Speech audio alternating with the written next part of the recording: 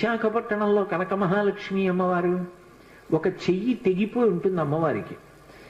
మరి ఆవిడ ఎంత అనుగ్రహమూర్తి! అసలు ఈ మార్గశీర్ష మాసంలో విశాఖపట్నంలో కనక మహాలక్ష్మి అమ్మవారి యొక్క దేవస్థానం ఇసకేస్తే రాలదు, అంతటి అనుగ్రహప్రదాయిని. ఆ తల్లి పాదముల దగ్గరికి వెళ్ళి నమస్కరించాలి తప్ప ఆవిడ అనుగ్రహించలేనటువంటి విషయం లేదు.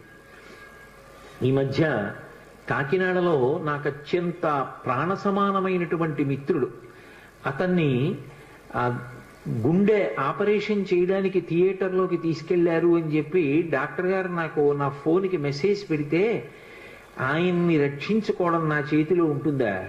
ఆ పరదేవత రక్షించాలి. పసుపు నీళ్లతో కనక మహాలక్ష్మి అమ్మవారికి అభిషేకం చేశా ఆ సమయంలో. తిరిగి వచ్చాను, శుభవార్త విన్నాను. ఆ తల్లి గొప్ప అనుగ్రహప్రదాయిని. ఆ తల్లి ఏమివ్వలేదు.